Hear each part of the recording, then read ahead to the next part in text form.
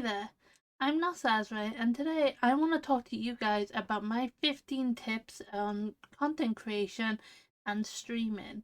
Now, I know what you're thinking. Nas, you're not a big streamer, what could you possibly help with? Well, I've given advice to other people, so I figured I might as well share what I know in case it helps someone, even just a little bit.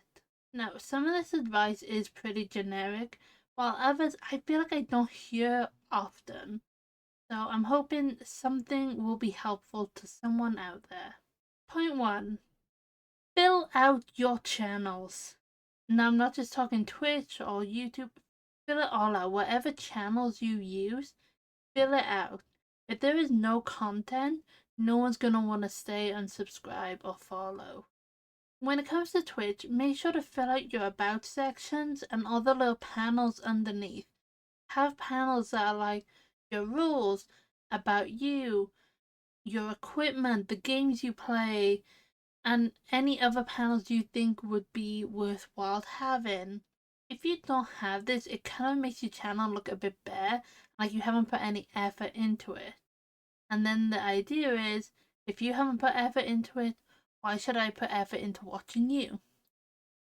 Another thing you should really consider doing is having your streams published on your Twitch. Now, these streams will only last for a few days. I think it might be about 2 weeks, maybe a month. But having it there just shows that you are active. If you don't have clips, how is anyone going to know what content you put out there? Now, I know it's difficult to sit down, watch yourself back, and make clips, but these clips can be what draws someone's attention and show that you are live and active. If the last clip you made was 5 months ago and I don't see any videos or anything on your channel, I'm gonna assume you don't do content creation anymore. I'm not gonna follow. Make a clip once a week at least, just so that you are active and doing something with your channel. So the next tip I have is to use reactives. Now, VTubers tend to use this, but anyone can use it and it will be very helpful. A future reactive is when a little image pops up for when someone talks. It then goes grayed out when they're not talking. This just helps differentiate between who is talking in a collab and just makes it easier for chat to know who is saying what. I would highly recommend getting this program. It is free to use and overall it has been very helpful. Point 3. Use tags.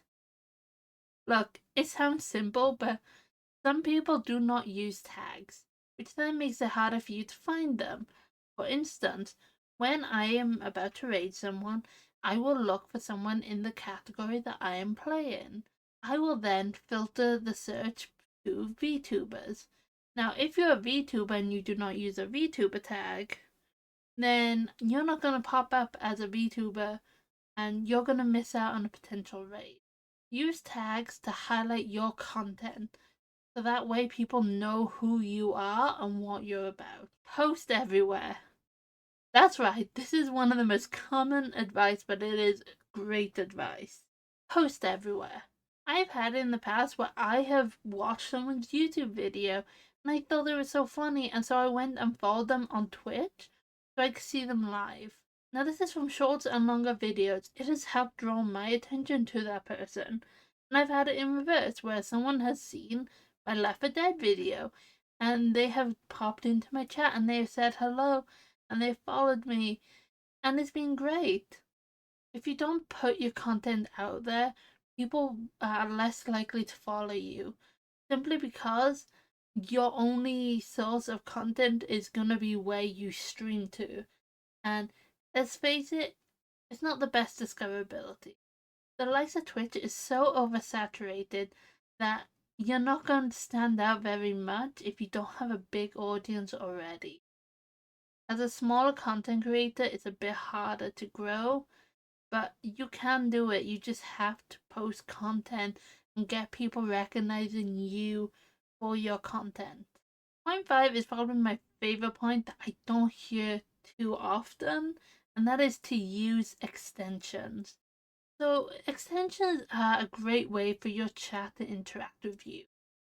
Personally, I have extensions like throwing things, and sound alerts, and plenty of others. My chat enjoys to throw things at my model. Now, I use the Twitch integrated throwing system, which will allow my model to be whacked. However, if you are a real life streamer, you can use something like this extension, which allows them to throw something at the screen and just make a little splat noise. It's fun, it doesn't actually interact with you, but it just gives your chat something to do. Let's throw some tomatoes at you. Other extensions that you can consider using is sound alerts, because let's face it, chat loves to use sound alerts. They love to make noise and have fun, and it's great. And especially when they can use like screens and things. There are plenty of other extensions you could consider using and that I would highly recommend, such as Tangier, Crowd Control, Dixper. These are all programs and extensions that will have effects on your stream, but they're so fun and your chat will love them. I would say have a scroll through the Twitch extension page to see what's there. I will make a follow-up video on my personal favorite extensions, so keep an eye out for that. Point 6. Borders, panels, and other artwork. Going back to the point about filling your about section, I would highly recommend trying to get something for your panels and your borders and whatnot, just to try and make it look cohesive. So I have quite a purpley pink galaxy theme, which is what most of my stuff looks like and follows. I find this works for me. Some people may just have like a black and green theme or something like that. Now you can get some pre-made panels and things through the likes of Etsy. You can look on VGen or Etsy or Fiverr for people who create custom. Or if you don't have a budget to buy anything, then consider using the likes of Photopea to make a free panel. You don't need to have much time to fill in the background and type some words on screen. It may be simplistic, but honestly, it works for making things stand out. You can even use the font to get some more fun fonts that will just help put a bit of an edge on your panels. Because let's face it, when you look at a screen and it's just text, it's boring, but if there's more fun colors and maybe an image or two, it's more exciting to look at. Do events and have goals. Having an event or goal can really help inspire your chat to get involved. I personally have a goal to reach 1,000 followers over on Twitch by the end of the year. My chat is really trying their best to help, and I'm doing my best to also be involved in helping this. And what will they get if we hit the goal? Really bad karaoke. Really, really bad karaoke. And they're excited for it. They want the bad karaoke. But we need to hit the goal. And so they are now trying to push and help and make people feel welcome in my community so that they will follow. Watch out for artists. Now, I know what you're thinking, but Nas, you literally said to look on Etsy, VGen, and Fiverr for artists and their artwork. Well, yeah, they're doing it in a legit way where we can go find them. What I don't like, and what no one in this community likes, are the artists and graphic designers, which I'm saying in that voice because we all know what I'm talking about. These people will literally go into your streams, your Discord, your DMs, everything, and try to get you to buy art. Don't buy art from them. Quite frankly, the art is very samey, very, as rude as it's gonna sound, mid art and mid graphics. It's quite samey and not really original. I would highly recommend just looking on VGen because you can find someone in the similar price range as what these people are charging for much better quality. Please just be careful with them. There have also been people that I've known who have been scammed by them, who have been told one price, and then they were told, oh, but now I need extra to do an extra thing. Be careful with them, honestly. If they're reaching out to you and bothering you, for it, they're not an artist worth their money. Decorate for holidays. See, decorate for holidays can just add a little something to your stream and make people really want to just get in the mood and have fun. Now, it can be simple as just putting a Santa hat on your character or getting some cute little Christmas light overlays if you're Christmassy. You do whatever you feel like works for you. I personally like to get holiday specific models made. So I had my very cute little Halloween model, as you can see, who worked perfectly for Halloween. She had the spooky vibes and overall was adorable. And I'm currently in the process of getting a Christmas model made, which I'm very excited about. You don't have to go for big fancy models when you're doing it. So, like I said, if you don't have the budget to order a new model, instead of just putting a Santa hat on or something just to make yourself festive, you can do it by just going over here to the settings, scroll down pretty much at the bottom is where all this Christmassy stuff is there. You can then just put on top of you with that. If you do want to get a model but you don't have a big budget, look into chibi models. I'll put a link to the person who's making my model, as she is an adorable model and I love it. Mix it up. So playing the same games can be a bit boring. I know I fell into the trap of just playing the exact same game over and over again. I am learning to mix it up. So while I do play quite a bit of Dead by Daylight now, I don't play it as often as I used to, and I will put in a couple of random games or random streams to break it up a bit. This just means I could possibly reach a different audience who may like a different game but really like my content. And also, it just stops you getting bored of the same old stuff. Stand up to your chat and put boundaries in place. I know none of us want to be the bad guy and to risk making chat feel uncomfortable, but trust me, you need to stand up to them. I've had it where I've had to tell some people to knock off this stuff, or I've had to alter stuff just to calm chat down because they've gone too out of hand. The issue is when they get too out of hand, it could make some people feel uncomfortable or could really annoy people who just want to be there for the game. For instance, when I was playing and I couldn't play the game because so much was happening on screen, it was getting frustrating for me, and I was not having fun, and then chat was not having fun because it was a bit too much. Having to step in and take away stuff temporarily, or just telling people to knock it off, or just banning people or timing them out is something you may have to do. It's not fun, but unfortunately, it is what it is. You are the streamer, you are in charge. Alerts. Now, alerts are a lot of fun. They can really show who you are as a streamer and how welcoming you are to the community.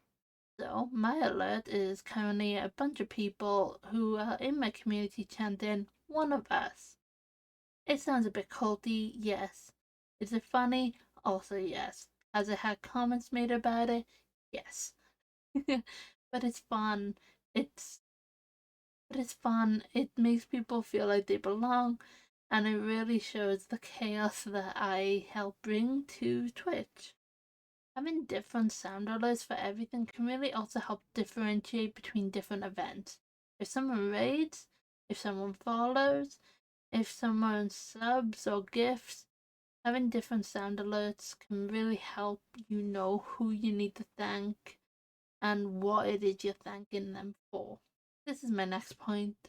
Make sure you have chat up. If you cannot read chat because you don't have a way of seeing chat, then people are not going to hang out in your stream that often if you're not engaging with them. If it takes you 10 minutes to reply to someone, they're going to leave. They're not going to stay because most people in chat want to be engaged with.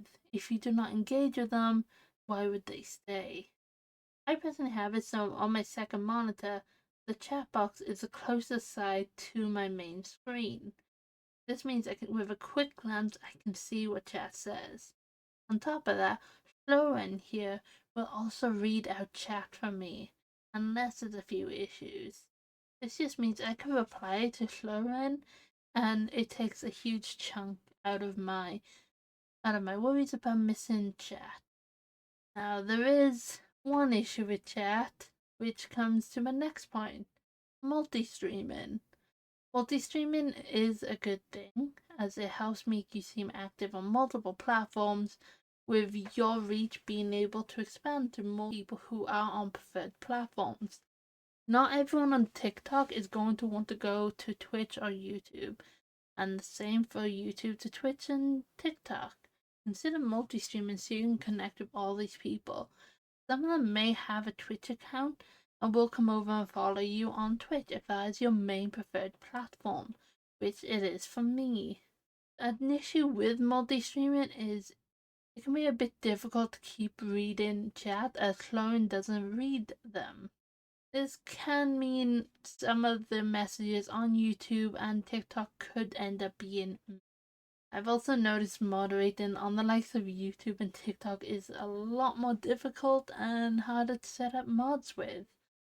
I definitely use Twitch as my main platform where all the chaos can ascend from, while TikTok and YouTube are what people can view me on just to see if they like my vibe and can hang out, and I will try to interact with them. It just may not be as perfect as Twitch. Have fun. That is the most important point. I know there are plenty of people out there who really wish that they can make a lot of money on Twitch and YouTube and whatnot. Heck, I would love to make proper money on these platforms, but if you only focus upon the money and not having fun, then you may start to lose your way. If you play and do stuff because you know it's popular but you don't enjoy it, your chat may pick up on it and they may not have fun either, and you may lose people. I have learned to just say, I'm not having fun, I'm gonna switch games. If your chat is not having fun with a game, there's no real enjoyment there, consider just switching games. Unless you are having so much fun with it and you think your pickup and chat will like it, consider switching it. Now, obviously, it's your stream, you do what you want, but just consider, are you having fun? Is your chat having fun? Is this the best content you can be making? Now, I know I said 15 points, but I do have a little secret 16 that I want to just let you know. Stuff happens. I've said it before, but stuff happens. Things will break from one stream to another. I have experienced it multiple times. For example, Sloan here, of talking after about 20 days of me doing this 100-day challenge. She is now using a different voice to what I originally wanted her to have. It happens. I've adapted. Sometimes OBS adds a second mic and really ruins everything.